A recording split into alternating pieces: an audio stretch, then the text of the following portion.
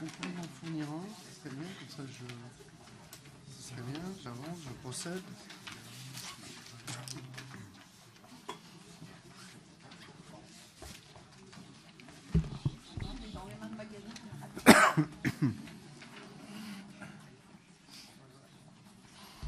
Donc, il s'agit en fait de remplacement de Marcel Replin par Françoise Guigui au sein de la commission mobilité et Monsieur Replin rejoignant la commission ressources.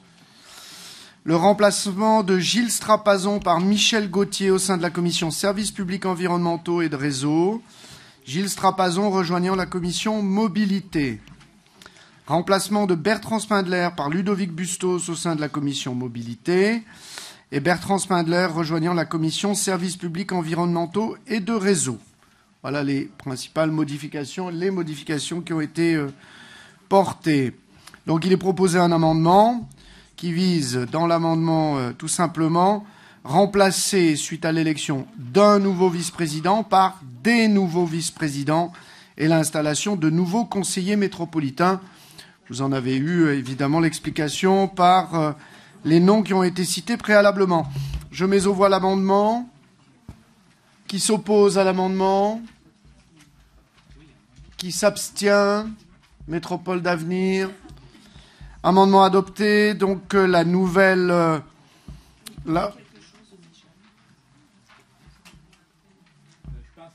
Ah, pardon. Il y a une erreur sur la... C'est Jean-Marc Gauthier qui est marqué Commission service public environnementaux. Oui, c'est donc Et c'est Michel Gauthier. Oui, tout à fait. Merci pour...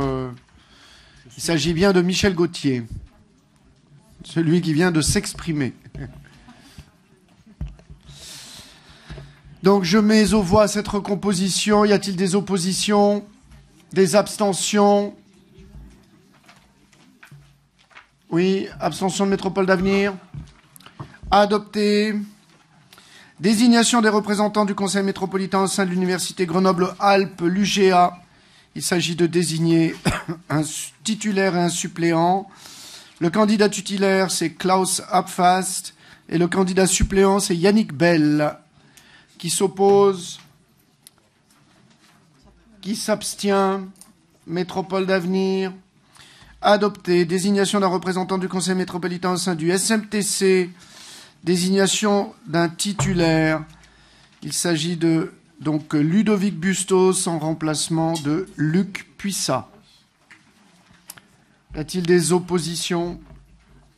Des abstentions? Le groupe Métropole d'avenir. Ah, c'est pas super clair. Bon ben. Il s'agit également. Donc, excusez-moi, j'ai pas pris les deux en même temps. De désigner Madame Elisabeth Legrand en tant que titulaire en remplacement de David Kéros. Y a-t-il des oppositions? Des abstentions? Métropole d'avenir, donc adopté. Excusez-moi. Désignation d'un représentant du Conseil métropolitain au sein du syndicat énergie du département de l'Isère, le CEDI. Il s'agit donc de désigner Bertrand Spindler en remplacement de Ludovic Bustos. Y a-t-il des oppositions? Des abstentions? Adopté. Abstention de Métropole d'avenir. Désignation des représentants au sein du conseil métropolitain au sein de l'EPFL. Il s'agit de désigner un titulaire et un suppléant. Candidat titulaire, Michel Gauthier en remplacement de Luc Puissat. Et Françoise en suppléant, ça c'est en titulaire. Et candidat suppléant, Françoise Guigui en remplacement d'Anne Brouzet. Y a-t-il des oppositions? Des abstentions? Métropole d'avenir adopté. Désignation d'un représentant du Conseil métropolitain au sein de l'EPSCOT. Désignation d'un titulaire, Michel Gauthier en remplacement de Luc Puissat. Des oppositions? Des oppositions? Voilà. Des abstentions? Voilà. Métropole d'avenir, donc adopté. Désignation d'un représentant du Conseil métropolitain au sein de la SEM Compagnie de chauffage, la CCIAG. Il s'agit de désigner un titulaire, Michel Gauthier en remplacement de Luc Puissat. Même vote? Même vote. Ainsi, il en est décidé. Désignation d'un représentant du Conseil métropolitain au sein du Conseil d'exploitation des réseaux de chaleur, de la Régie des réseaux de chaleur. Désignation des représentants. Candidat Michel Gauthier en remplacement de Luc Puissat. Bertrand Spindler en remplacement de Ludovic Bustos. Et il convient par ailleurs de procéder au remplacement de Françoise Cloteau. Et je vous propose d'amender la délibération à cette fin. Donc, Jean-Luc Poulet remplaçant Françoise Cloteau. Sur cet amendement, le remplacement de Françoise Cloteau par Jean-Luc Poulet. Y a-t-il des oppositions? Des abstentions? Même vote. Donc, la délibération ainsi amendée avec Michel Gauthier en remplacement de Luc Puissat, Bertrand Spindler en remplacement de Ludovic Bustos. Et avec l'amendement ainsi voté. Même vote. Même vote. Ainsi, il en est décidé. Désignation d'un représentant de la métropole au sein de l'ALEC. Un titulaire, candidat Pierre Véry en remplacement de Ludovic Bustos. Même vote. Même vote. Ainsi, il en est décidé. Désignation d'un représentant du Conseil métropolitain au sein du pôle de compétitivité TENER10. Il s'agit de désigner Bertrand Spindler en remplacement de Ludovic Bustos. Même vote. Même vote. Ainsi, il en est décidé. Désignation d'un représentant du Conseil métropolitain au sein de l'Association européenne pour le développement des transports, du transport ferroviaire, l'AEDTF. Donc, il s'agit... Yann Mongaburu était suppléant. Il est proposé donc Ludovic Bustos comme suppléant et Yann Mongaburu en titulaire. Donc titulaire Yann Mongaburu, suppléant Ludovic Bustos. Y a-t-il même vote? Même vote, ainsi il en est décidé. Désignation d'un représentant du Conseil métropolitain au sein du Club des villes et territoires cyclables. Il est proposé de désigner Ludovic Bustos en remplacement de Luc Puissat. Même vote, ainsi il en est décidé. Au sein de la SIC, Alpes Autopartage Cité Libre, il est proposé de désigner Ludovic Bustos en remplacement de Luc Puissat. Même vote, ainsi il en est décidé. Désignation d'un représentant du Conseil métropolitain au sein de l'association Energy Cities, Énergie Cité. Avec la candidature de Bertrand Spindler en remplacement de Ludovic Bustos. Même vote. Ainsi, il en est décidé. Désignation d'un représentant du Conseil métropolitain au sein du comité de pilotage Projet Presqu'île Nouvelle Mobilité. Ludovic Bustos en remplacement de Luc Puissat. Même vote. Désignation d'un représentant du Conseil métropolitain au sein du comité de pilotage transport de marchandises et logistique urbaine. Ludovic Bustos en remplacement de Luc Puissat. Même vote. Adhésion à la charte partenariale Géo-Rhône-Alpes et désignation des représentants. Il est proposé en titulaire Claire Kirkiacharian en titulaire et en suppléant Yannick Olivier. Même vote. Ainsi, il en est décidé. Nous avons donc terminé la série de désignations-élections et je vous propose un certain nombre de délibérations non soumises à débat. Je les mets aux voix immédiatement, sauf si quelqu'un d'entre vous décidait de s'exprimer, qu'il m'en fasse part. Sur le tableau des élus de la métropole et des indemnités de fonction allouées, y a-t-il des oppositions? Des abstentions? Prise de parole de Marcel Replin. Simplement pour un rectificatif sur le tableau, là, Anne Brouzet remplacée par Françoise Guigui. Sur le tableau. Très bien, donc en amendement, donc on remplace Françoise Guigui, on remplace Anne Brouzet par Françoise Guigui. Je mets aux voix qui s'oppose, qui s'abstient, métropole d'avenir, adopté.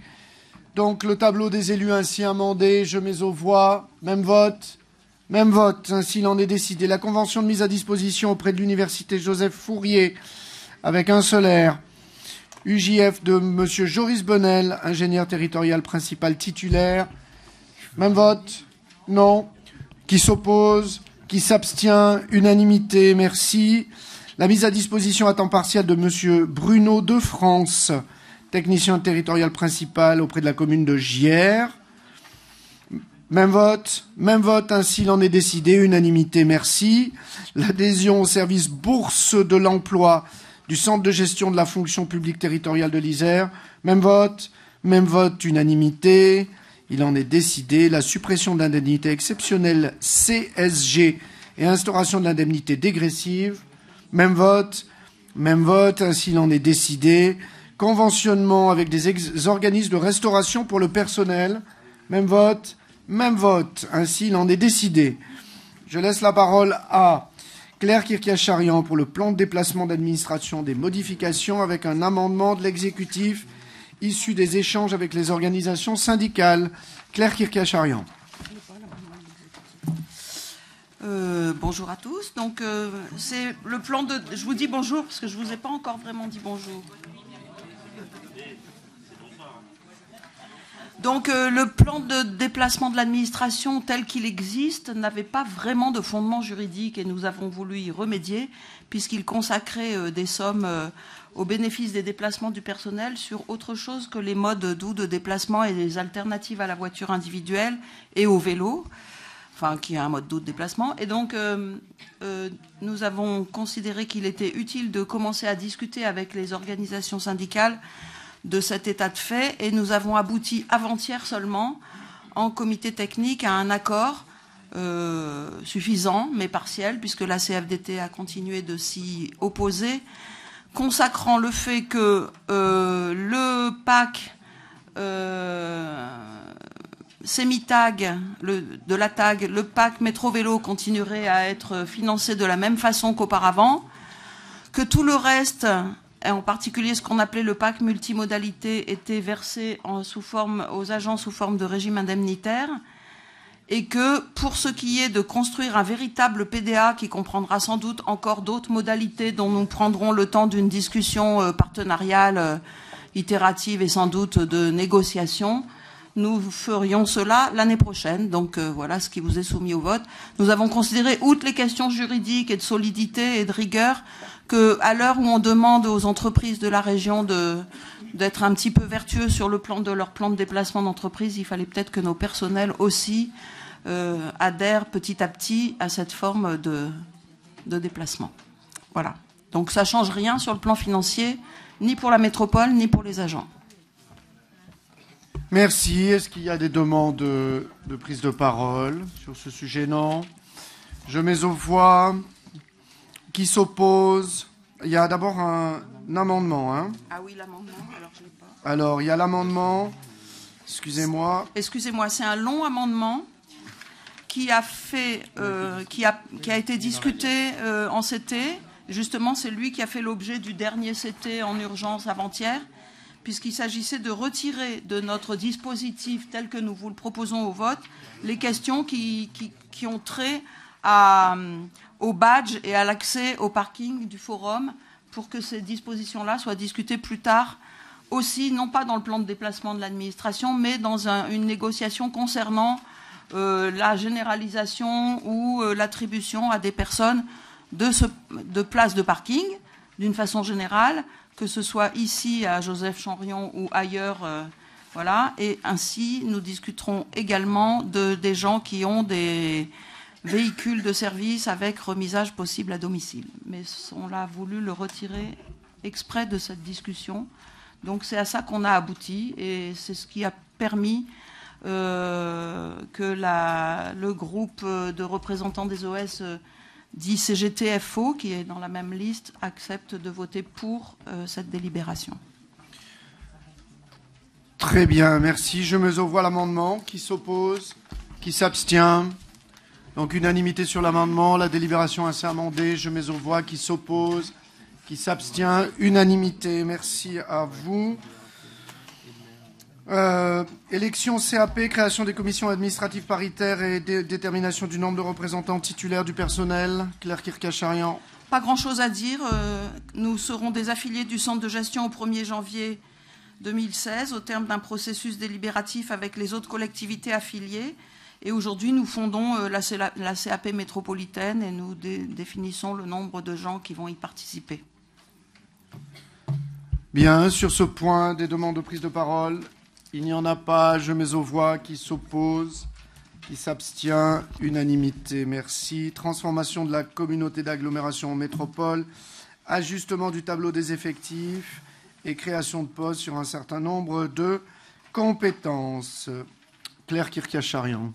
Merci, Président. Il s'agit de notre traditionnelle délibération de transfert qui vient s'empiler sur les précédentes visées par la Commission ressources et les CT depuis le 1er janvier 2015. Bien sûr, cette présentation est donc parcellisée, mais en même temps, les services sont en but à une limite technique. D'une part, les communes ont tardé et continuent à tarder pour part à transférer les personnels. D'autre part, certains besoins des services sont gagés sur la CLECT. Et enfin, certains équivalents temps plein reconstitués par des morceaux d'équivalents temps plein de plusieurs communes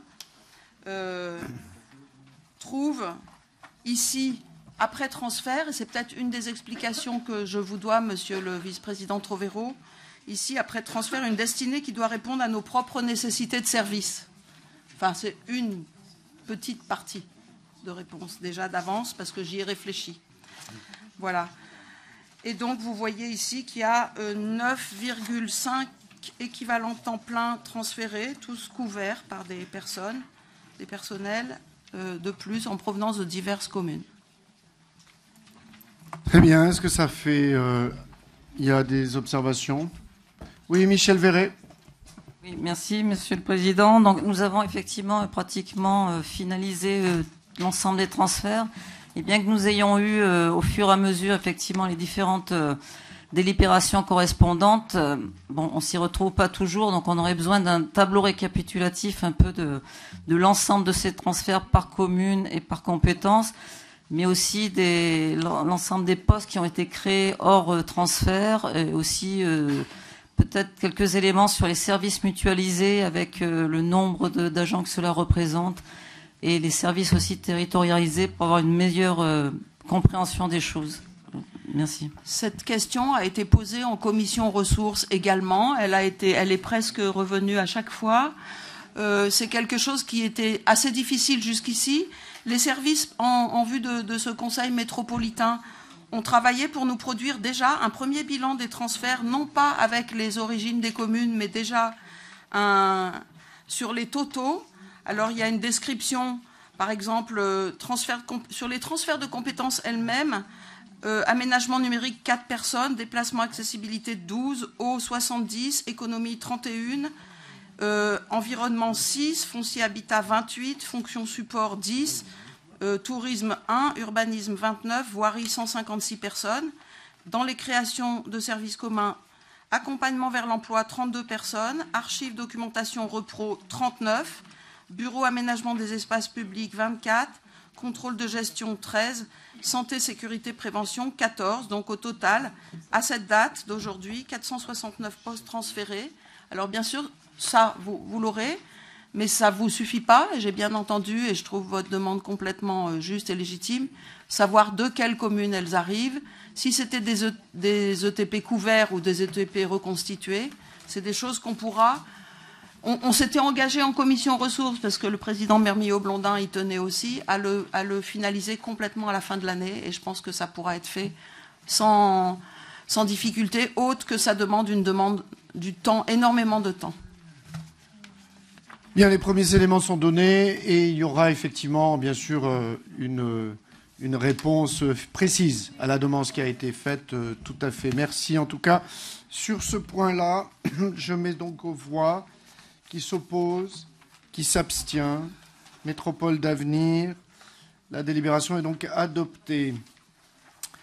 Ajustement du tableau des effectifs, disposition d'ajustement dans le cadre des besoins du service et déroulement de carrière.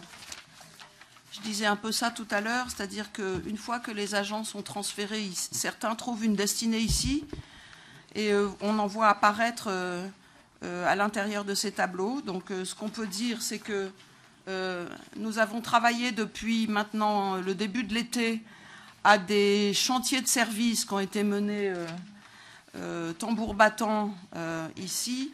Et nous avons précisé aux services et aux départements différents dans la métropole que nous souhaitions que les créations qui sont demandées dans les services soient gagées sur la CLECT, en priorité, évidemment, par transfert. Et quand on ne peut pas les obtenir par transfert, ni en ETP plein, ni en reconstitution de bout d'ETP, qu'on puisse les recruter par mutation des communes. Et si on n'y parvient toujours pas, qu'on puisse essayer de le faire à l'extérieur. Mais le premier mouvement, c'est le mouvement interne.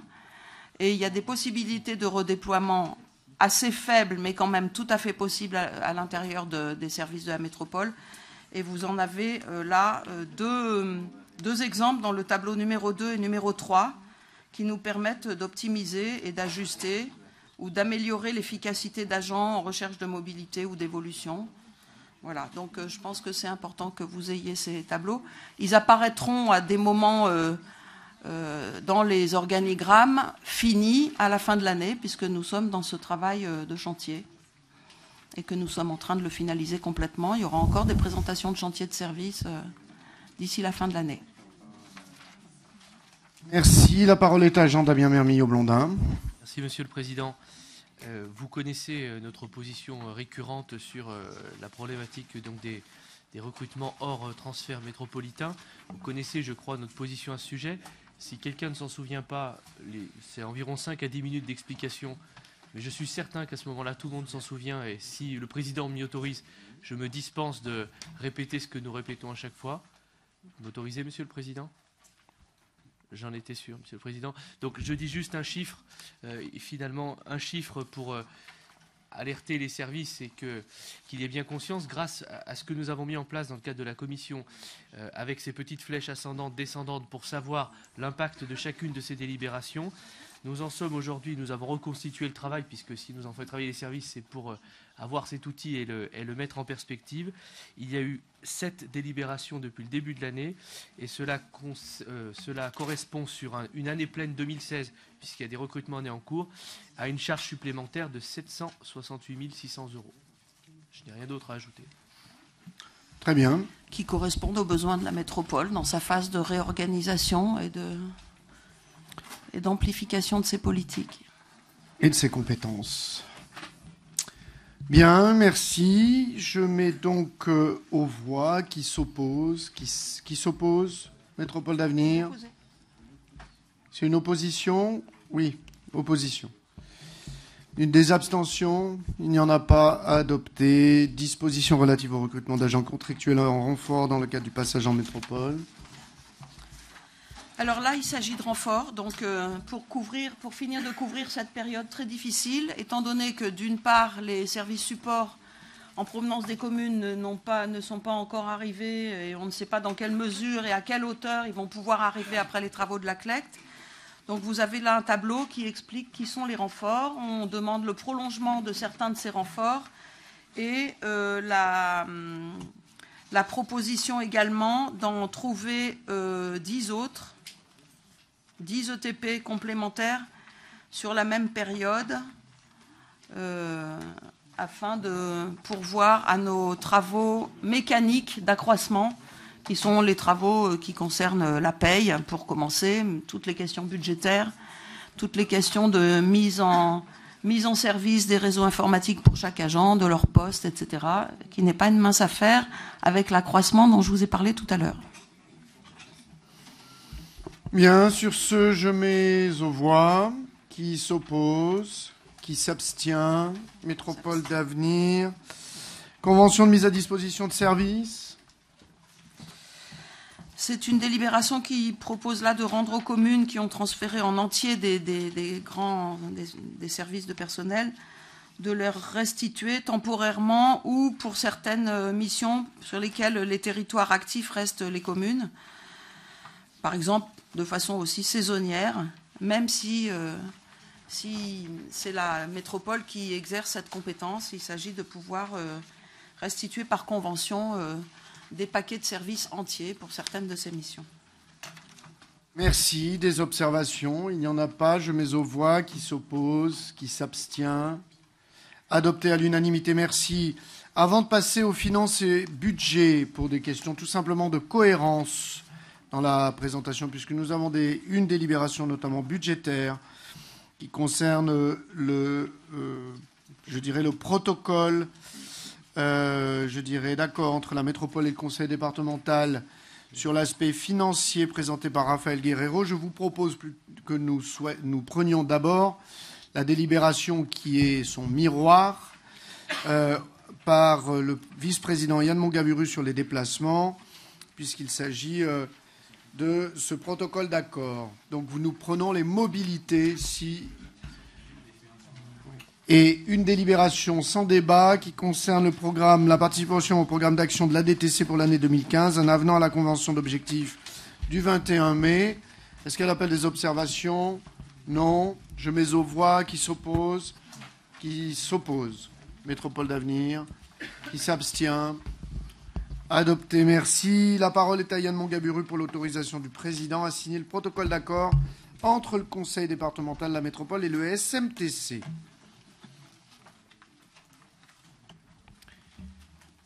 Et donc il s'agit d'un protocole entre les deux collectivités mandantes que sont le conseil départemental de l'Isère et la métropole grenobloise et le syndicat mixte de transport en commun de l'agglomération, un protocole qui nous permet de tourner une page qui a instabilisé le syndicat mixte de transport en commun l'année dernière, vous le savez, et qui a inquiété fortement sur nos bancs.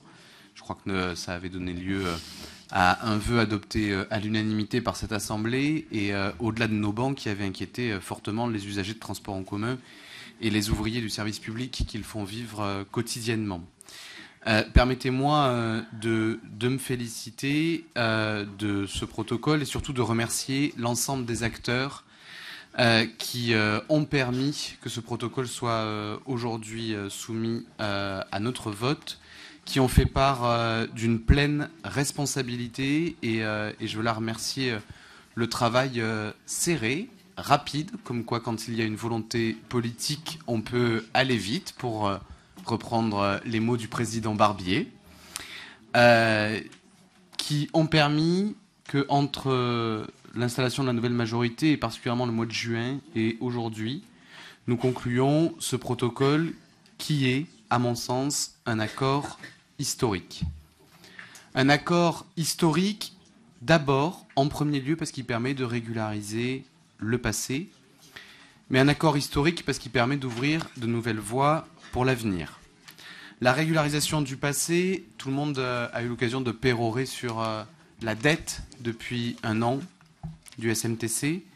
Il y a là deux collectivités mandantes qui acceptent de reprendre à leur compte, à leur charge, la sortie d'actifs de 315 millions d'euros du syndicat, sortie d'actifs qui correspond aux investissements réalisés sur les espaces publics depuis 42 ans, en même temps que la réalisation des infrastructures de transport.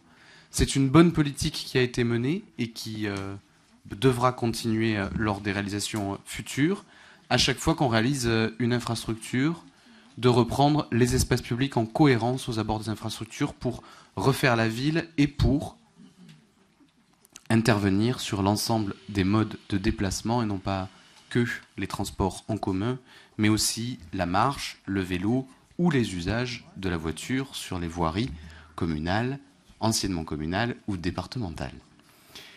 Cette politique, c'est une bonne politique. Elle n'a pas été faite que dans notre agglomération, mais dans beaucoup d'agglomérations.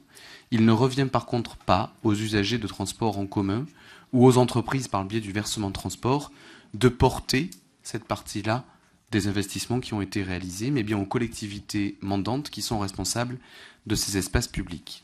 C'est le premier aspect du protocole qui vous est proposé, après une analyse conjointe du SMTC et des deux collectivités mandantes, la reconnaissance que 315 millions d'euros de dettes du syndicat sont de la responsabilité de la reprise de ces espaces publics et l'acceptation par les deux collectivités mandantes d'assumer la responsabilité du remboursement pour chacune de 50% de cette dette-là, à hauteur donc de 157 millions d'euros, avec un paiement réparti sur les 10 prochaines années.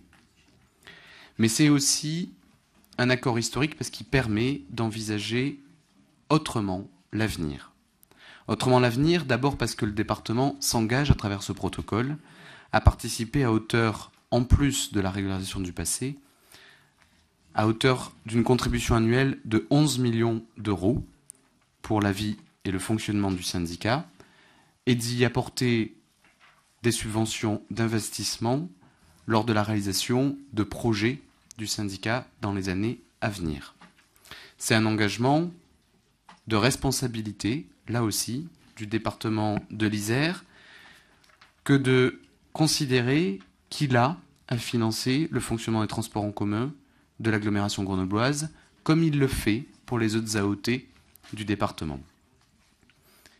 C'est aussi un engagement à renforcer encore la coopération et la mutualisation qui est d'ores et déjà engagée entre le réseau de transport du SMTC et le réseau de transport du département de l'Isère. Mais plus loin que le réseau de transport, il s'agit de mutualiser aussi nos études, nos agences, notre fonctionnement pour, au bénéfice des usagers de transport en commun, mais aussi des usagers du territoire, simplifier, harmoniser nos politiques de déplacement ensemble. Et enfin, un engagement fort de la part du syndicat, de la part de la métropole grenobloise et de la part du département de l'Isère à faire évoluer notre syndicat mixte de transport en commun, avec un premier rendez-vous de modification des statuts qui est pris d'ores et déjà pour le mois de décembre 2015. Nous avons encore quelques discussions à avoir qui sont fructueuses, qui doivent permettre d'envisager une évolution de la gouvernance avec un département de l'Isère qui confirme son souhait de vouloir participer au syndicat sous une autre forme en termes de nombre de représentants, mais nous le garantissons d'ores et déjà aujourd'hui au moins 2 représentants à compter du 1er janvier 2016 dans le futur comité syndical. Au moins 2 représentants et une présence du département qui est maintenue, qui est confortée jusqu'à l'élargissement du syndicat à d'autres collectivités. C'est là la première étape, celle de la régularisation de la dette et celle de l'engagement conjoint de nos 2 collectivités mandantes. C'est la première étape, une étape essentielle pour permettre l'évolution du syndicat vers un syndicat à l'échelle du bassin de déplacement dont nous parlons depuis des années et dont je suis convaincu que, grâce à ce protocole, nous nous en approchons. Je voulais encore me féliciter de la capacité de certains responsables publics à faire le choix, au-delà des étiquettes politiques, le choix de l'intérêt général. Merci, Monsieur le Président. Jean-Damien Mermillot-Blondin. Merci, Monsieur le Président. S'il m'avait pris l'envie de féliciter mon collègue Yann Mongaburu, inutile de le faire puisqu'il s'est félicité, donc je le laisse à ses félicitations. Mais je sais que c'était une expression d'usage. Que s'est-il passé dans l'histoire de ce dossier ? Dans ce dossier, il était une fois 2 collectivités, si on peut les appeler comme ça, celle qui deviendra métropole, qu'on appelle métropole aujourd'hui, et puis le département, qui se sont dit qu'il serait bien de faire un petit qui deviendra grand, parce qu'il fallait organiser le transport en commun, parce qu'il était intéressant, il était intelligent, et c'était une excellente idée, que de gérer en commun les mobilités, en tout cas une partie des mobilités, celles qui sont les mobilités communes sur un territoire. Et comme dans beaucoup d'unions, s'il fallait comparer ça aux humains, quand une idylle commence, on ne se pose pas la question de la fin, parce qu'on pense que ça va durer toujours. Alors, on avance, et puis pour le coup, on investit, on parie sur l'avenir, on fait des investissements, et c'était bien naturel, et encore une fois, il y a eu de très bons investissements dans le cadre du SMTC, les présidents se sont succédés, les majorités à la métropole et au département se sont succédés, et la vie du SMTC suivait son cours. Jusqu'au jour où, un des deux partenaires, et ce sont des choses qui arrivent, s'est dit que finalement, la route se terminait là. L'idylle avait laissé place à la routine, et donc il fallait terminer tout cela. Et quand il faut terminer tout cela, eh bien, c'est le moment où les chiffres laissent la place à l'idylle, et il faut commencer à parler gros sous. Et au SMTC, c'était véritablement gros sous qu'il fallait parler, parce qu'il y avait beaucoup de dettes. Encore une fois, je l'ai déjà dit à plusieurs reprises que la dette, quand elle est là pour de l'investissement au profit des transports en commun, n'est pas forcément critiquable, mais il y avait beaucoup de dettes, et des discussions ont commencé. Et pour continuer encore un peu la comparaison, ce sont des moments un petit peu de tension, où surtout, et c'est un petit peu plus étonnant dans ce dossier-là, parce que les partenaires étaient très très proches sur le plan culturel, peut-être même sur le plan politique, on peut le dire, puisqu'il y a un an, il y avait une identité politique assez forte entre la métropole et le département. Mais ça n'empêche pas, quand il faut en découdre, eh bien on en découd. C'était l'histoire de ce couple qui se terminait. Nous avions, la métropole, un des deux, et c'est là où le partenaire que nous étions dans ce couple, il y a eu ces vœux unanimes. Il faut reconnaître qu'on a tous ici, on s'est dit bien qu'on était en crise conjugale, mais qu'il fallait s'en tirer par le haut. Donc nous sommes arrivés à un vœu unanime. Et dans ce vœu unanime, il était notamment indiqué que nous souhaitions qu'il y ait un tiers qui vienne un petit peu nous aider à faire les fameux comptes entre les parties pour en terminer.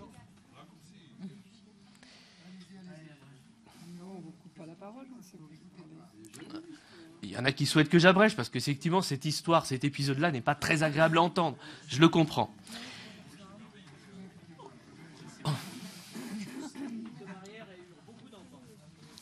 Résultat des courses. Résultat des courses aujourd'hui. Je vais arrêter la comparaison ici parce qu'elle mérite d'être arrêtée, puisqu'elle n'a plus de... L'écho a changé. Un des deux partenaires, tout en restant le même, a légèrement changé. Et il faut le dire très... Vous voulez plus d'explications? Le département restait département, mais il me semble que la majorité du département a changé dans l'intervalle. Et si c'est possible. On peut en rire après coup, mais je pense qu'il y a une année, les gens rigolaient moins. Et on aurait pu avoir, si on faisait encore de la politique politicienne à l'ancienne, on aurait pu se dire qu'en période de régionale, il aurait été encore possible de continuer de mettre en difficulté tout le monde. Et c'est en ça où je rejoins Yann Mongaburu, qu'il y ait cette sortie de crise, parce que finalement, si on s'était amusé à faire de la politique politicienne pour dire qui allait faire les frais de tout cela, les hommes politiques à droite et à gauche, mais quel intérêt? Qui allait véritablement les faire les frais de tout cela? C'était les usagers, et comme l'a rappelé Yann Mongaburu, c'était aussi ceux qui y travaillent tous les jours, et on ne pouvait pas donner un tel spectacle.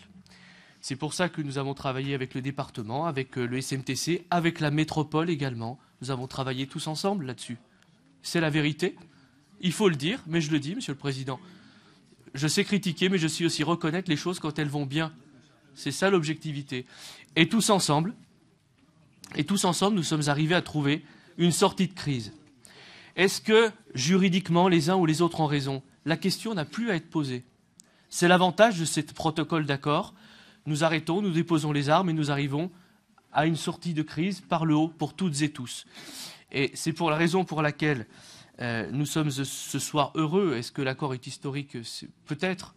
En tout état de cause, il y a quelque chose de significatif, c'est que sur ce dossier-là, la métropole, d'une part, et cette majorité, il faut le dire, et le département, d'autre part, tel qu'il est composé aujourd'hui, sont arrivés ensemble à discuter, sont arrivés à dépasser les clivages politiques, parce qu'il y avait les usagers qui étaient en jeu dans ce dossier, et à se sortir de ce dossier par le haut.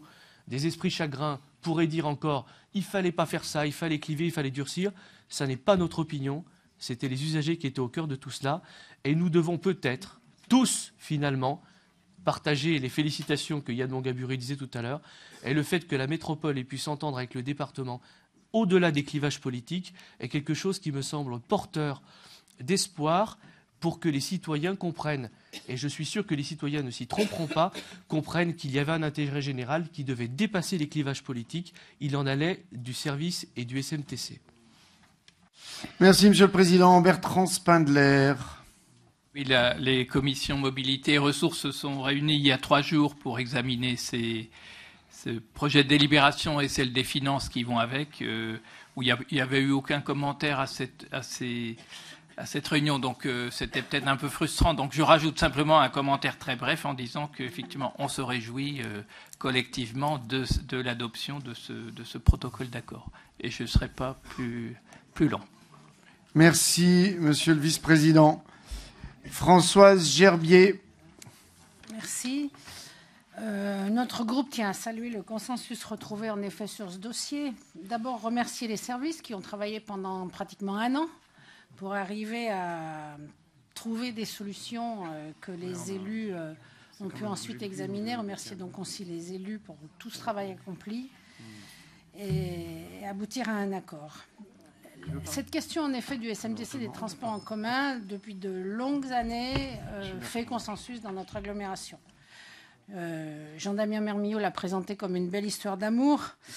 Mais rappelons tout simplement que l'ancêtre de la métro, le SIEPARG, est né du besoin des communes de se retrouver sur la question des transports, justement.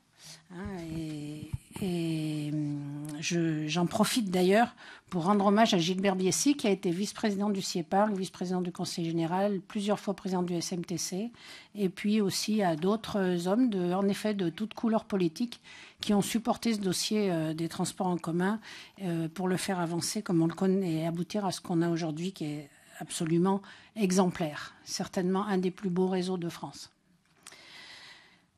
Ils ont été les bâtisseurs de non seulement du réseau, et c'est sous la présidence de Gilbert Biessy que le tramway grenoblois est né, et il est cité, vous le savez, en exemple au niveau national et au niveau international.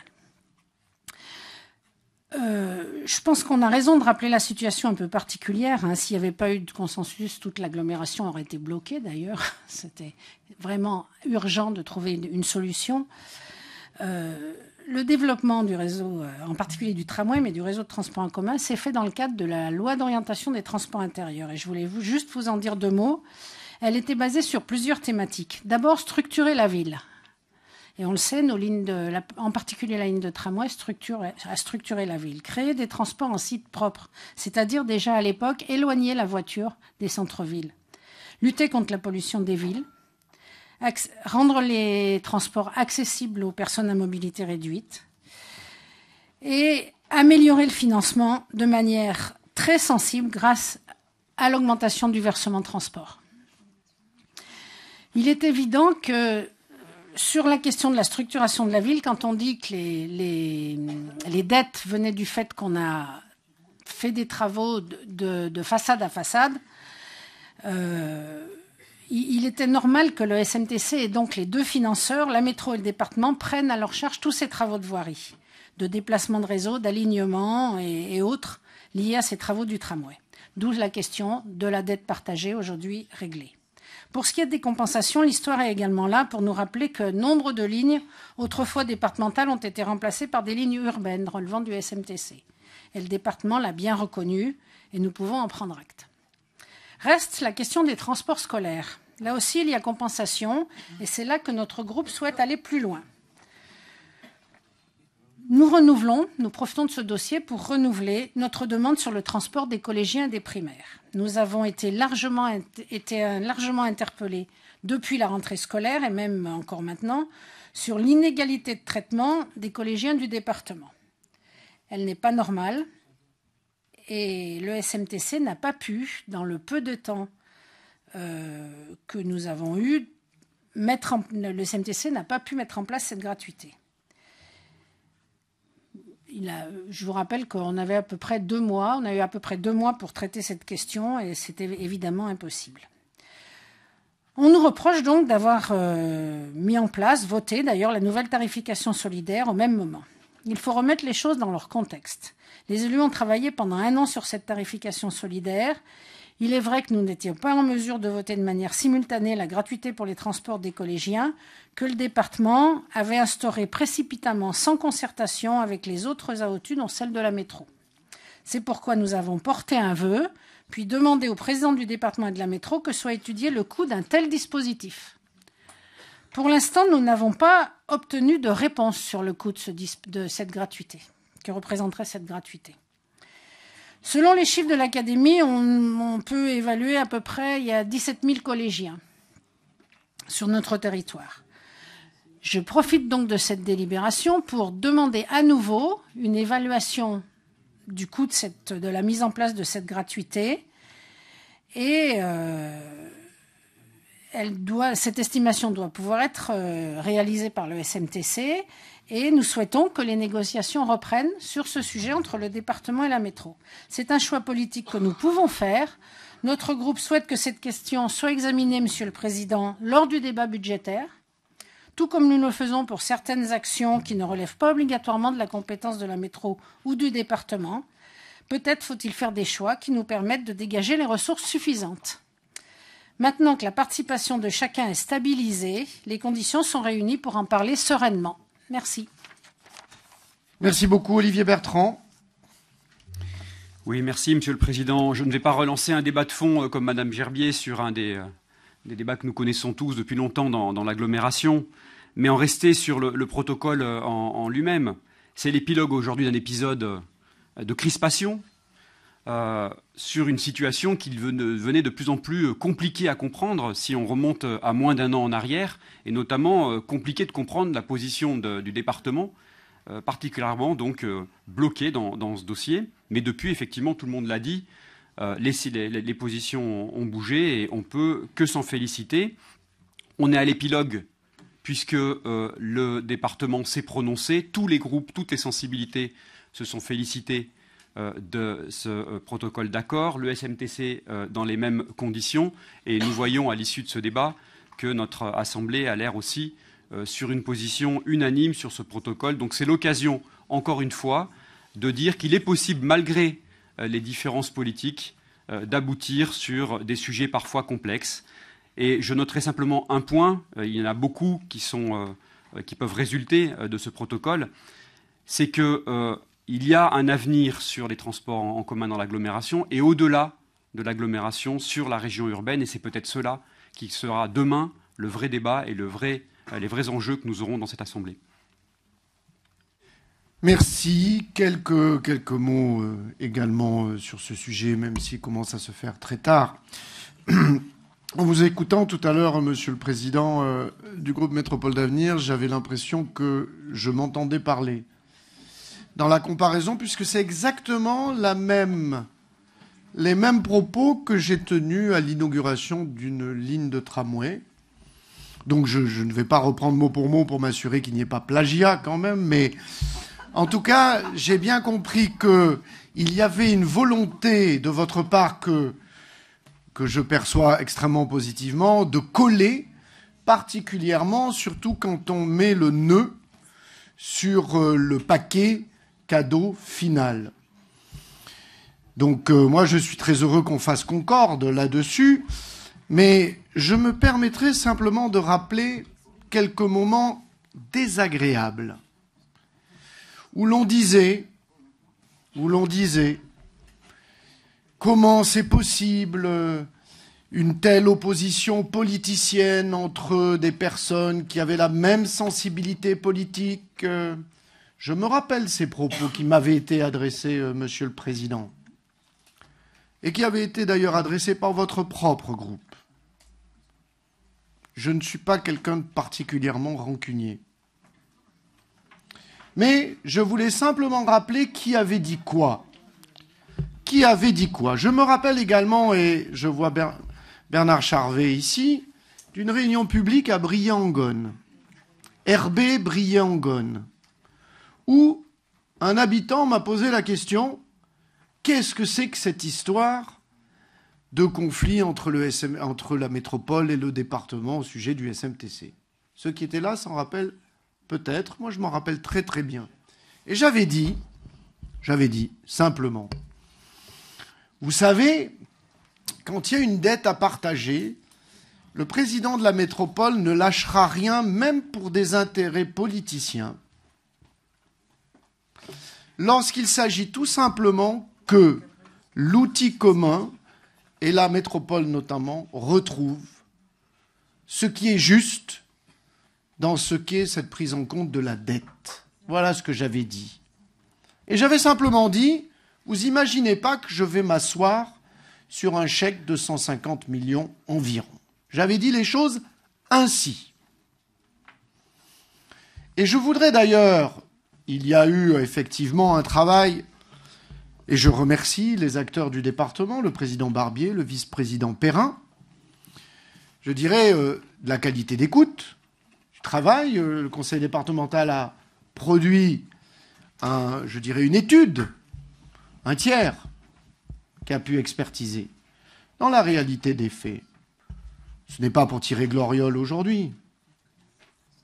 C'était exactement à peu près l'évaluation qui avait été faite par nos propres services ici.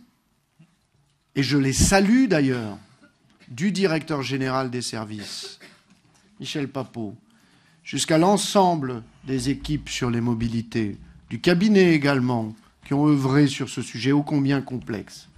Donc aujourd'hui, c'est un happy end. Tout le monde a envie d'être sur la photo à la fin. C'est bien normal. Et comme nous ne sommes pas jaloux du succès, nous acceptons volontiers que vous soyez sur la photo au final. Donc c'est un plaisir, c'est une bonne chose, mais je puis vous dire que, effectivement, et ce n'est pas encore une fois pour se faire gonfler les mollets, mais il faut rappeler juste les choses et les dire. Avec le président du SMTC, le vice-président, nous n'avons jamais bougé de ligne sur ce sujet. Jamais.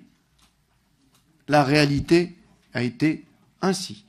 Parce que nous avions la conviction que c'était ce raisonnement qui était juste et c'était celui-ci qui permettait effectivement d'arriver aujourd'hui à ce happy end que nous sommes très heureux de célébrer.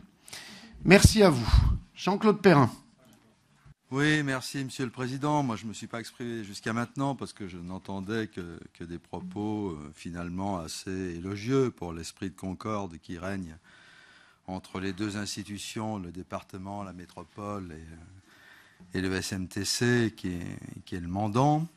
Je voudrais quand même dire que, à vous entendre, je regrette un peu finalement que vous auriez peut-être donné une petite tonalité négative sur votre intervention. Moi, je vais rester positif et factuel. Lorsque nous avons pris la majorité au département, nous avons pensé qu'il fallait régler le problème du SMTC pour le bien des usagers. Nous avons assisté à une pantomime sur le dernier trimestre 2014 qui n'était pas digne. Nous avons pensé qu'il fallait que le département prenne ses responsabilités et nous avons pensé qu'il était important, mais nous l'avions dénoncé dans notre campagne, que nous assumions de façon républicaine la dette externalisée du département. Parce que je rappelle quand même qu'au département, la précédente majorité tirait gloriole du fait que le département était peu endetté. Et nous avons toujours dit que certes, le département était peu endetté, il est toujours peu endetté, mais qu'il y avait des dettes externalisées dans les satellites ou dans les différentes organisations. La dette du SMTC en faisait partie, et je rappelle qu'elle est à ce jour encore à 700 millions, elle va encore monter au cours de l'année 2015 et 2016 pour assumer la charge et donc de la dernière ligne de tram, et que ça n'a pas été assez dit, mais l'argent que le département et la métropole vont verser conjointement pendant 10 ans doit être destiné à désendetter le SMTC. Et pourquoi nous avons décidé de faire cela? Parce que nous considérons que grâce à ce désendettement, le SMTC ne risquait plus d'aller vers non pas l'extinction, mais l'absence d'investissement, et que nous redonnions ainsi des capacités d'investissement au SMTC. Donc il me paraît important, non pas d'essayer de savoir qui a les plus gros mollets, mais de noter simplement que nous avons trouvé un accord très rapidement finalement. Très rapidement, il nous a fallu quoi? 3-4 réunions. Je cite au passage le travail extrêmement important qu'ont réalisé les deux directeurs généraux des services. Personne n'en a parlé non plus. Ils ont travaillé avec leurs services respectifs de façon conjointe, jour et nuit, pour que nous puissions finalement, en moins de 2 mois, parce que les vacances sont une période un peu de neutralité, arriver à un accord s'appuyant sur une expertise indiscutable faite par un cabinet indépendant, Ernst & Young, et sur laquelle nous sommes tombés d'accord. Il faut se souvenir quand même que si nous avons eu à faire ce travail, c'est que nous avons dû à régler quand même donc les travaux réalisés pour compte de tiers. Car il y avait une habitude qui avait été prise au SMTC, c'est-à-dire de faire de l'aménagement urbain extensif donc sur les lignes qu'ils construisaient. La plus belle peut-être c'est la ligne C. Et si on veut bien la prendre, et qu'on la prend pour faire un peu de tourisme, ce qui m'est arrivé, juste pour voir, on voit quand même des aménagements urbains assez beaux, j'allais dire somptuaires, c'est peut-être excessif, mais en terminaison de chaque ligne et au passage à quelques endroits. Un petit peu sur Cessinet, puisque tu m'interpelles. Tu as une jolie place quand même. Hein? Bon. C'était pas le moment de l'ouvrir, là, excuse-moi. Mais... non, mais voilà, bon. Donc, nous avons assumé tout ça, nous l'avons pris à notre compte. Et moi, je ne me félicite pas, mais je me réjouis que nous soyons arrivés à ça. Pour ce qui est de la gratuité des transports scolaires, je voudrais juste rappeler ce que je répète en boucle, puisque c'est un débat qui a lieu dans chaque instance où nous validons le protocole, et bien avant, que dans la contribution de 11 millions que verse le département, il y a la contribution du département au transport scolaire et bien au-delà. Et on n'est pas entré dans le détail. Nous donnons bien au-delà de ce que nous donnons à d'autres, et avec en plus un bonus sur lequel nous sommes tombés d'accord. Et je crois que vous n'en avez pas parlé, Monsieur le Président, parce qu'effectivement nous sommes d'accord là-dessus, mais on ne va pas revenir sur des obligations supplémentaires du département. Et là, je prends ma casquette départementale en termes de transport scolaire. De toute manière, nous sommes en train de renégocier avec l'ensemble des AOM la contribution, puisque les conventions sont arrivées à leur terme. Nous allons les homogénéiser et faire ce qu'il est nécessaire de faire, comme nous avons commencé à le faire depuis que nous sommes élus. Merci, Monsieur le Président. Merci à vous. Je vous propose, en clap de fin, de procéder au vote. Et il y a un amendement. Donc je vais laisser le vice-président le présenter.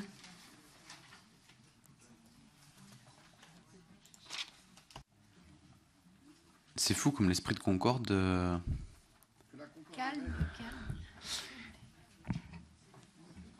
tient parfois à peu de choses, donc j'éviterai d'en rajouter sur des éléments qui font encore désaccord. Et qui provoqueront donc des débats, j'imagine, à l'avenir. Nous avons tout le temps du débat, rassurez-vous. Ni à comparer les investissements d'une ligne ou d'une autre, mais je crois que tout le monde a les éléments du cabinet Ernst & Young s'il souhaite que nous y revenions. Je vais donc en rester à l'amendement. Et donc, concernant cet amendement, il vous est proposé, pour aller jusqu'au bout d'une proposition audacieuse qui avait été faite, je crois, en janvier 2015, de référence à ce qui se passait à l'autre bout du département, dans un scénario, le Citral. Et donc, cet amendement vise à aller jusqu'au bout de cette référence à une initiative intéressante dans le Citral, puisqu'il vous est proposé que la participation de la métropole pour la prise en charge de ces 157 millions se fasse en section d'investissement dans le budget de la métropole, comme ça allait réaliser pour le Citral. Merci. Sur cet amendement, je le mets aux voix. Qui s'oppose? Qui s'abstient? Unanimité sur l'amendement. Le protocole d'accord ainsi amendé est mis aux voix. Qui s'oppose? Qui s'abstient? Unanimité concorde, a dit Jean-Claude Perrin. C'est exact. Merci à vous. Sur l'espace public et la voirie, 2 délibérations non soumises à débat. La convention financière du groupement de règlement d'avance pour l'achat d'une tractopelle. Et nous passons du protocole d'accord à la tractopelle. Pour le Grand Sud, en matière de voirie auprès de l'UGAP. Est-ce qu'il y a des débats sur la tractopelle? Non. Bien, je mets aux voix. Qui s'oppose? Qui s'abstient? Unanimité également sur la tractopelle. Signature d'une convention de gestion. Signature d'une convention de gestion de la rue Daguerre et Niepce sur la commune de Grenoble. Approbation de la convention de gestion de la ville, la métropole et les propriétaires de cette voie. Marie-Josée Sala. Merci, Monsieur le Président. C'est juste une explication de vote. Je voterai contre cette délibération conformément, et j'en suis désolée pour mon ami Ludo, mais je voterai contre en cohérence avec le vote. On votera contre, en cohérence avec le vote que nous avons porté en Conseil municipal de Grenoble. Très bien. Donc, ceci, il y a donc du coup combien de voix? 4. 4 contre. Jeanne Jordanov, Georges Burba, Jérôme Safar, Marie-Josée Sala. Très bien. Des abstentions? Des abstentions, non? Pour vous, c'est bon? Très bien. Merci. Donc, nous allons continuer en arrivant, du coup, aux finances et budget. Et je laisse la parole au vice-président Guerrero à partir pour le protocole avec la métropole et conseil départemental, mais avant. Merci, mais avant, la participation 2015. La participation 2015 de la métropole et des communes membres du SIMBI. Pas de débat, je mets aux voix qui s'opposent, qui s'abstient, unanimité. Mise en place d'une taxe d'aménagement à taux majoré secteur bas, Coteau, commune de Poisat. Qui s'oppose. Oui, Jean-Damien Mermillot-Blondin, pardon. Oui, Monsieur le Président, juste pour dire que nous allons voter contre ces délibérations de taxes d'aménagement, mais j'apporterai les explications quand on arrivera à celles qui font débat. Ok. Pour expliquer tout ça. Très bien. Donc sur celle de Poisat, qui s'oppose, Métropole d'Avenir, qui s'abstient, adopté. Taxe d'aménagement sur le secteur Libération, commune de Grenoble, même vote. Même vote, ainsi il en est décidé. Noyaré, même vote. Même vote. Noyaré sur la zone des lois. Et il y a un deuxième secteur, il y a un amendement. C'est zone des lois et sur le secteur centre-village UCOM. L'amendement, je le mets aux voix, même vote. L'amendement est donc adopté. La délibération ainsi amendée, même vote.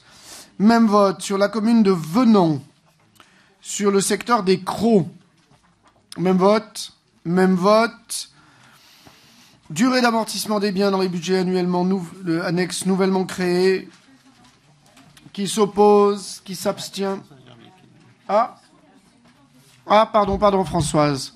Oui. Sur le secteur des Crocs, elle est à 11%, la taxe, c'est pas à 8%. Ça restera à vérifier, mais je suis absolument persuadée qu'elle est à 11%. Nous avons reçu les habitants hier soir. Bon, alors, on va reprendre ça. Non, parce que Madame le maire a raison. Donc, oui, c'est à 11%. Donc, je vous propose, mais je l'ai soumise aux voix, donc c'est un peu embêtant. Ouais. Je vous propose malgré tout, donc du coup, de reprendre la délibération, c'est possible? Bon. Donc, l'amendement proposé par Françoise Gerbier de passer 8 à 11%. Qui s'oppose? Qui s'abstient? Donc, amendement adopté. La délibération ainsi amendée à 11%. Donc, on considère que c'est le même vote. Opposition du groupe Métropole d'Avenir.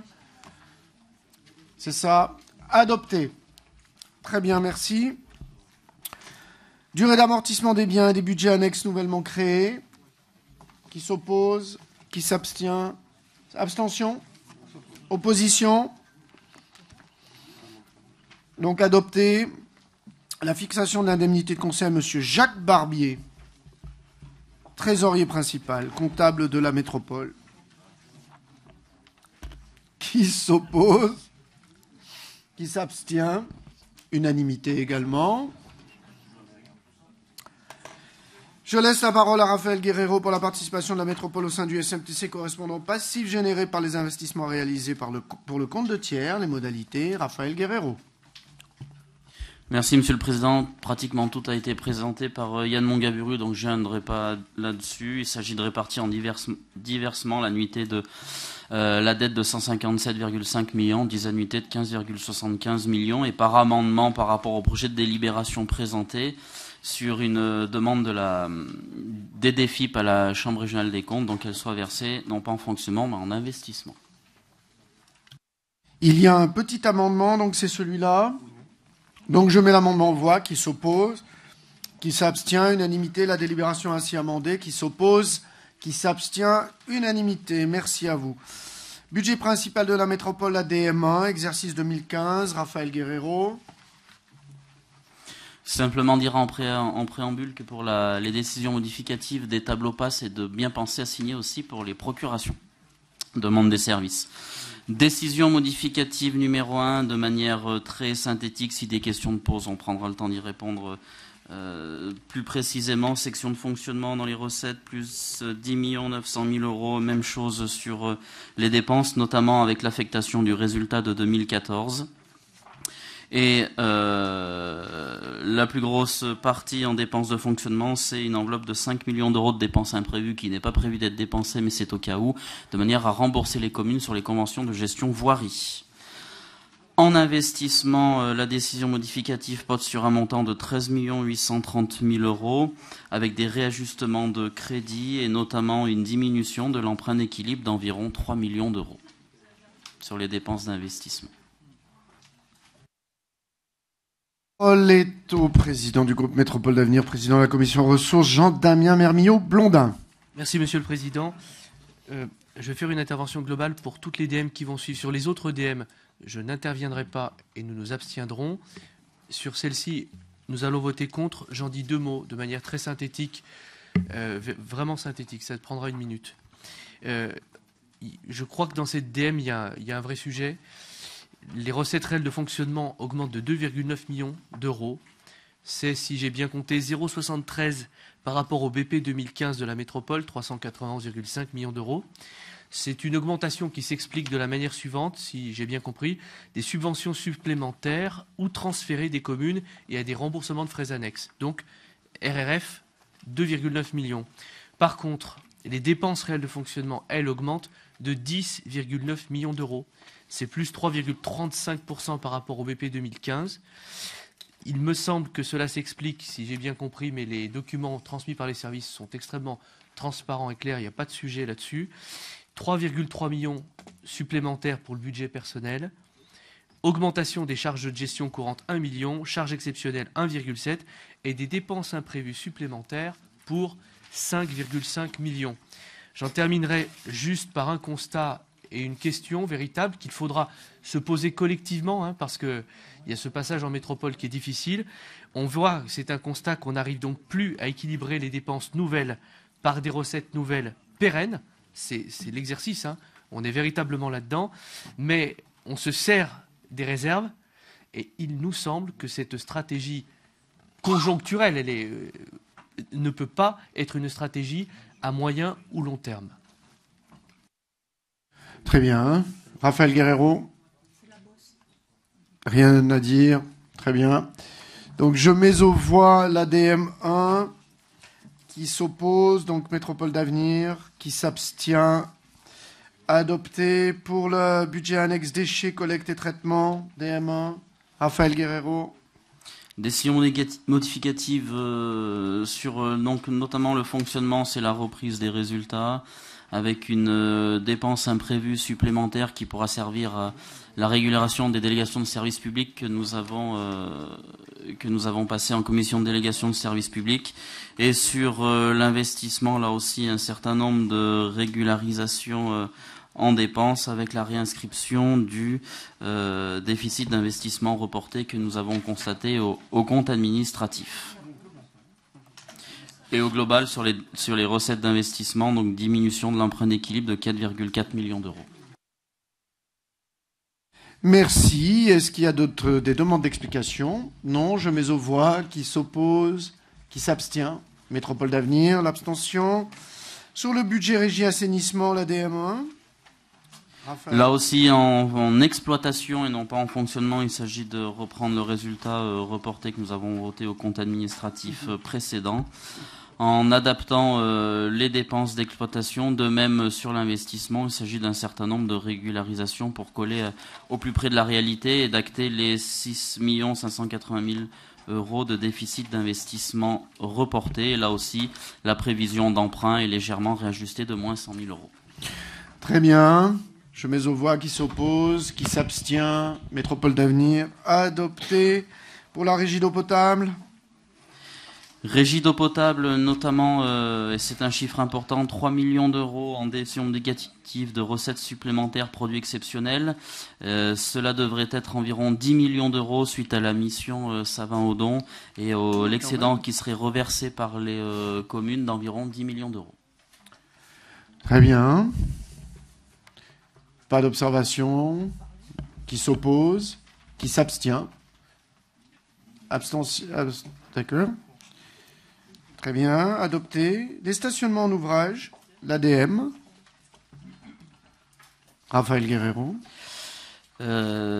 Stationnement en ouvrage, donc un certain nombre de régularisations en exploitation, en investissement. Et pour répondre à deux questions qui s'étaient posées en commission, donc l'encours de la dette est de 50,3 millions d'euros, avec une annuité de dette de 4,7 millions d'euros, capacité de désendettement de 10,9 années. Là aussi, il s'agit d'un certain nombre de régularisations suite aux travaux et transferts depuis le budget de la ville de Grenoble.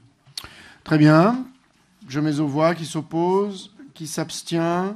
Métropole d'avenir. Les locaux économiques. Raphaël Guerrero. Locaux économiques, il s'agit d'une diminution de recettes d'1 515 000 euros. Notamment là aussi à travers la constatation des chiffres qui viennent des communes dans le cadre des transferts de compétences et donc des budgets qui étaient de manière approximative en début d'année qui se réajustent au fur et à mesure de l'avancement budgétaire et calendaire. Même vote. Même vote. Ainsi il en est décidé. Régie de réseau de chaleur. Réseau de chaleur, on est sur le même principe pour des sommes beaucoup moins importantes. Exploitation, plus 36 000 euros en recettes et en dépenses. Et investissement, moins 29 000 euros en recettes et en dépenses. Même vote. Même vote. CDDRA Alpes-Sud-Isère. CDDRA Alpes-Sud-Isère. Il s'agit de reprendre le résultat de fonctionnement reporté de 2014 qui s'équilibre bien évidemment en recettes et en dépenses de fonctionnement. Et l'investissement d'équilibrer là aussi les choses pour un total de 28 000 euros. Même vote. Même vote. Opération d'aménagement. Pour la dernière décision modificative, donc des opérations d'aménagement, là aussi il s'agit de régulariser, et notamment, comme il est dit dans l'exposé en section de fonctionnement, c'est la hausse de transfert, donc régularisation de la ZA des îles de Champagné. Je sais qu'elle n'est plus là, mais c'est un sujet qui est cher au maire de Champagné sur la réindustrialisation de la zone des îles et de Polymérie. Les choses s'équilibrent aussi en dépenses avec la reprise des résultats. Très bien, même vote. Même vote. Pour l'eau potable, la mise à jour numéro 4 des encours des emprunts. Il s'agit notamment d'un transfert d'emprunt du siècle dans le syndicat intercommunal des eaux de Casse-Rousse, dont l'échéance a été payée le 4 janvier dernier, une correction d'un certain nombre de centimes, et de la rémunération de 2 lignes de prêt de la commune de Saint-Martin-le-Vinou et d'un certain nombre de toilettages de chiffres de manière à porter l'encours relatif à l'eau potable à 51 85 069 euros et 52 centimes. Même vote. Même vote. Ainsi, il en est décidé. Méthodologie et principe de calcul du coût de charge des structures à refacturer. La métropole met à disposition d'un certain nombre de ces structures annexes, donc le budget de déchets, régie assainissement, le budget de l'eau, SMTC, EPSCOT, EPFL, SABF. Elle met à disposition notamment du personnel et des services. Il s'agit de refacturer à ces budgets-là le coût des mises à disposition. En commission a été demandé le détail des calculs. Il est parvenu aux membres de la commission ressources pour l'ensemble des refacturations qui sont exposées dans la délibération il y a quelques jours. Très bien, merci. Même vote. Non. Vote contre. Donc, qui est contre? Métropole d'avenir. Abstention. Adopté. Attribution de la DSC aux communes membres en 2013 des communautés de communes du Sud Grenoblois et du Balcon Sud de Chartreuse. Sans être péjoratif, les anciennes communes métro ont une délibération d'attribution de DSC sans limitation de durée, donc elles touchent bien une DSC en 2015. La délibération relative aux communes du Sud Grenoblois et au Balcon Sud. Je proposerai un amendement contre la proposition du président.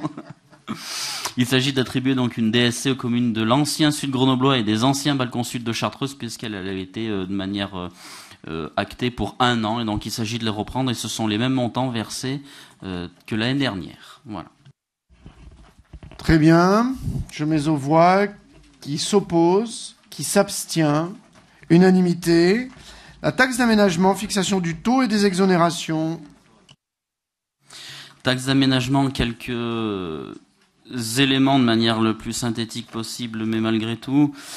D'abord, donc, il nous est demandé de voter avant le 30 novembre de cette année une taxe d'aménagement sur l'ensemble des 49 communes et donc de la métropole aujourd'hui, à savoir que 42 communes avaient un taux fixé à 5% et 7 communes avaient un taux fixé entre 3 et 4,5%, ça c'est pour le taux de base, qu'il y a un certain nombre d'exonérations facultatives qui ont été précisées en commission et qui concernent notamment le logement social, des commerces, des biens situés dans des zones patrimoniales, et que celles-ci doivent faire l'objet d'une délibération métropolitaine. Si les taux d'aménagement peuvent être repris à l'identique des communes de l'année dernière, les exonérations, elles, doivent être reprises de manière uniforme sur l'ensemble de la collectivité. Suite au débat en commission, il est donc proposé d'exonérer de taxes d'aménagement les commerces de détail, tels que précisé dans la délibération, et d'avoir une exonération totale pour les logements sociaux, une exonération à 50% pour les logements qui sont acquis grâce à un prêt à taux zéro, de ne pas avoir d'exonération pour les immeubles classés parmi les monuments historiques, d'avoir une exonération totale pour les surfaces annexes aux usages de stationnement, et pas d'exonération pour les surfaces à usage de stationnement des immeubles autres que l'habitation, des habitats de jardin, pigeonniers et colombiers. À préciser aussi que nous avons délibéré tout à l'heure sur des taxes d'aménagement majorées liées à des projets au départ qui étaient communaux. Si les projets restent communaux, la taxe d'aménagement majorée retournera dans les caisses communales.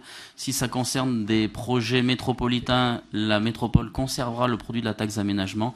Et si nous sommes sur une globalité de projets dont certains restent communaux et d'autres métropolitains, eh bien, il y aura, pour reprendre une expression de Barbara Martin, un travail de dentelle à travers un conventionnement entre la métropole et les communes pour répartir le produit de la taxe d'aménagement.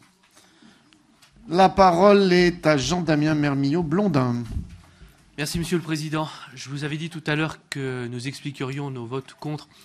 Le vote contre sur les précédentes délibérations de taxes d'aménagement n'était pas du tout dans la volonté d'aller porter un jugement sur les majorations dans les différentes communes. C'était plus pour exprimer une humeur un peu chagrine. Vous allez dire, on a l'opposition, on est toujours chagrin. Non, je vais vous l'expliquer, Monsieur le Président. Je vais vous l'expliquer. Sur la taxe d'aménagement, on a un mouvement d'humeur un petit peu fort pour une raison de méthode et une raison de fond. Une raison de fond, la fatigue, une raison de fond. Pacte financier et fiscal. Nous avons eu une réunion sur la fiscalité de l'aménagement et c'était le 30 septembre 2015. 30 septembre 2015, lors de laquelle un PowerPoint nous a été proposé. Et dans le cadre du pacte fiscal, il y a une question qui intéresse toutes les communes au plus haut point, c'est de savoir quel niveau de reversement du produit de la taxe aux communes pour tenir compte des charges d'équipement public qui restent de leurs compétences.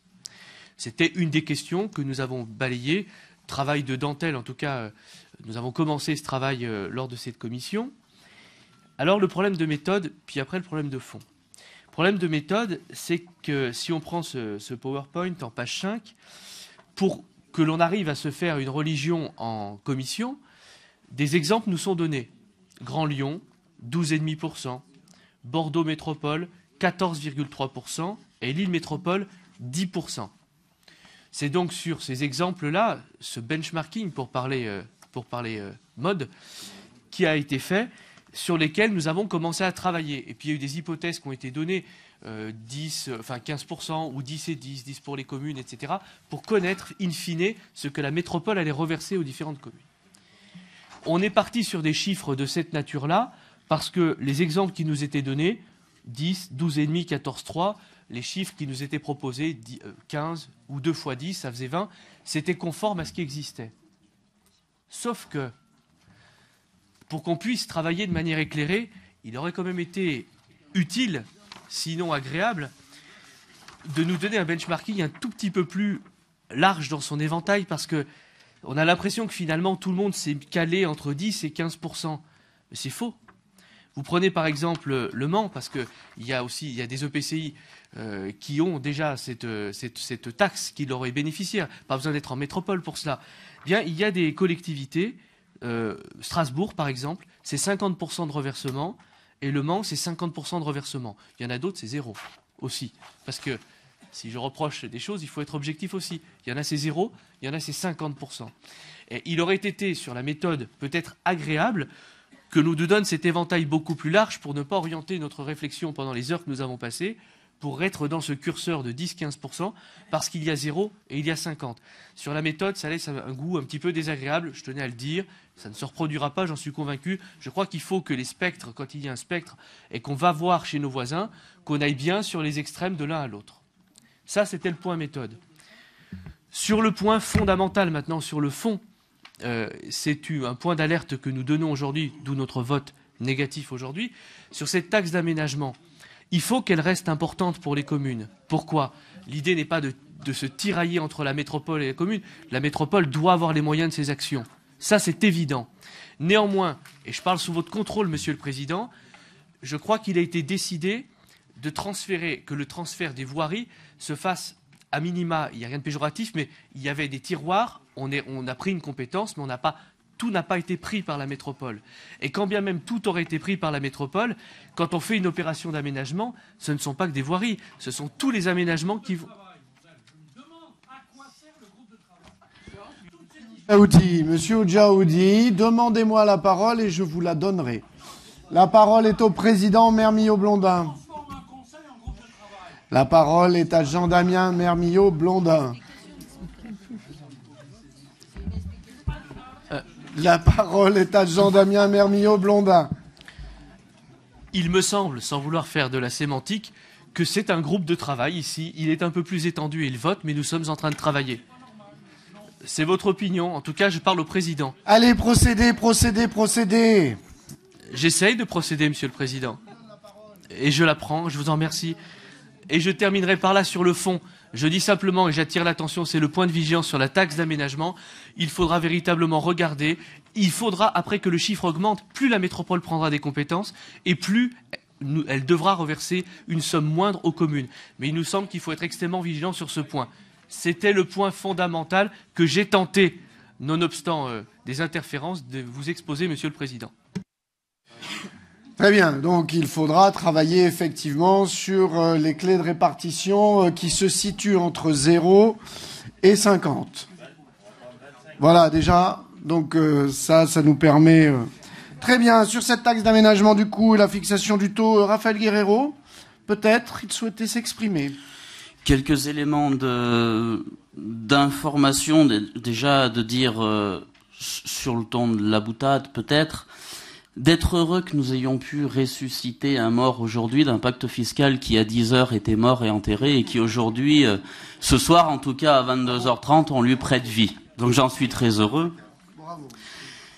Pour aller simplement donc, d'une autre manière que aurait pu le dire Georges, effectivement, il y a un groupe de travail sur lequel l'ensemble des groupes présents, la conférence des maires est représentée, sur lequel nous avons présenté sur ce sujet-là, et effectivement, il semblait avoir fait consensus.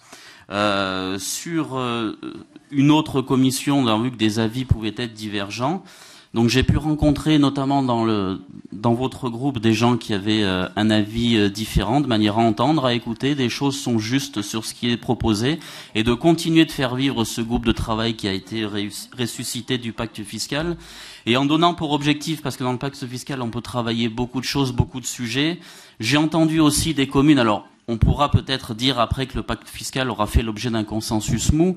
En tout état de cause, j'ai entendu que des communes avaient besoin d'être rassurées budgétairement et donc de ne pas ouvrir tous les chantiers à la fois et toutes les boîtes de Pandore à la fois.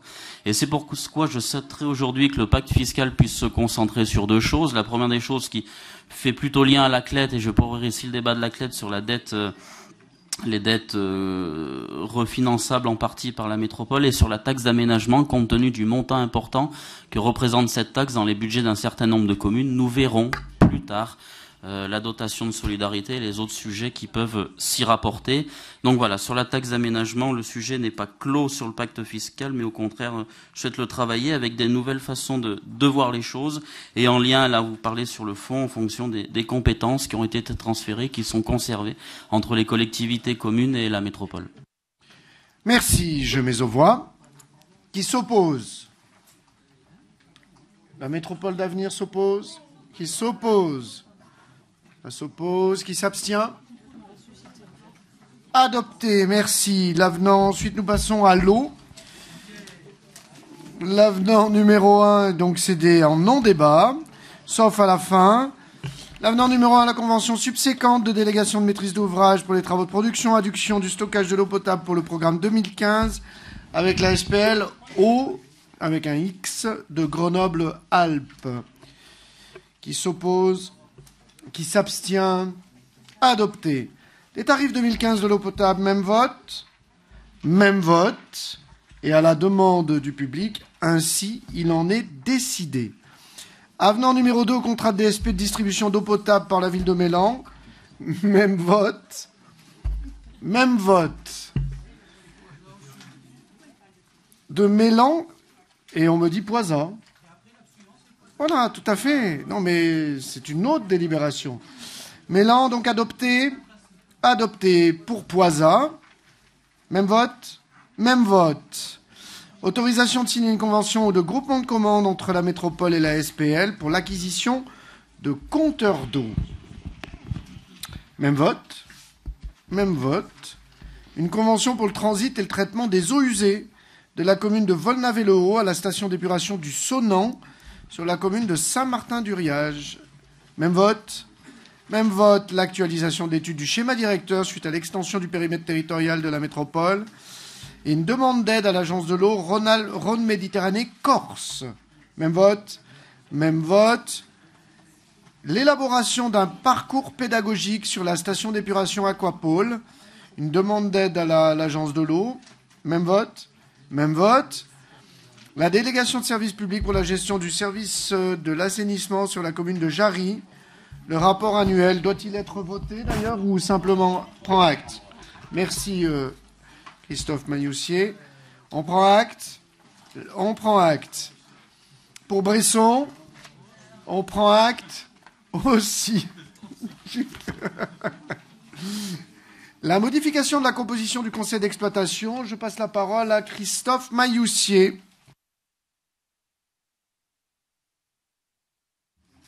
Oui, merci Monsieur le Président. Il faut bien que je travaille un petit peu à cette heure tardive. C'est en heure supplémentaire, bien entendu. Donc je vous rappelle la délibération du 21 mai 2015 dans lequel nous avions décidé d'élargir le conseil d'exploitation qui est commun aux régies d'eau et d'assainissement de la métropole à 4 membres supplémentaires, 2 issus du conseil métropolitain et 2 parmi les représentants des usagers, et qui nous permettait de désigner 2 membres du comité des usagers.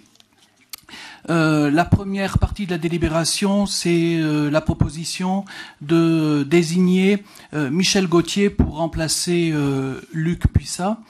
Et la deuxième partie est de désigner des représentants du comité des usagers qui s'est réuni depuis les délibérations de l'été. Je vous rappelle que le comité des usagers est composé de 34 membres, qu'il y a 4 collèges, le collège des habitants, le collège associatif, le collège des usagers spécifiques et le collège institutionnel, que nous nous sommes réunis par 3 fois.